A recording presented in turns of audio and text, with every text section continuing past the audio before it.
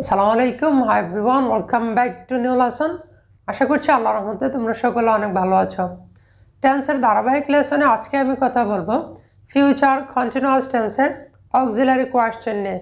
অর্থাৎ future continuous টেন্সের auxiliary form দিয়ে কীভাবে কোয়েশ্চেন তৈরি করতে হয় সেই বিষয়টা আজকে জানবা এই ভিডিও লেসনের মাধ্যমে। So I hope that you will watch the video before ending.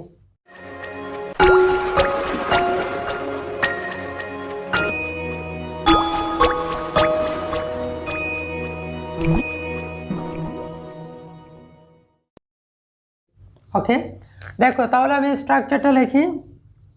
প্রথমে অক্সিলারি ফর্ম শ্যাল বি অথবা will be plus subject plus V1 plus ING.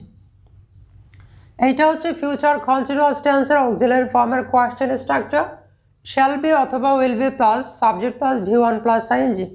তাহলে আমরা যদি বাংলা একটা সেন্টেন্স লিখি, তুমি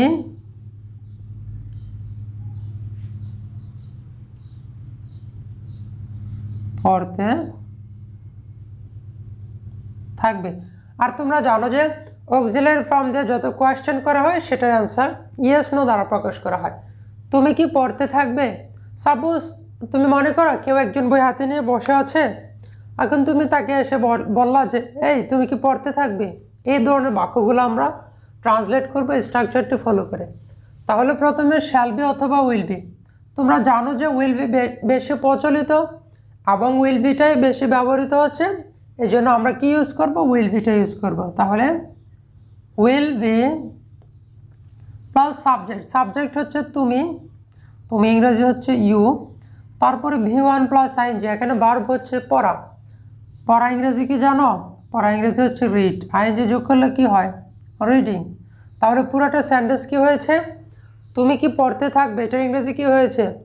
will be you reading. Will be you reading. খুব easy না? হ্যাঁ, এরকম আরও ইজি আর ইন্টারেস্টিং লেসন পেতে জাকারিয়া ইজি ইংলিশ পরিবারের সাথে থাকো।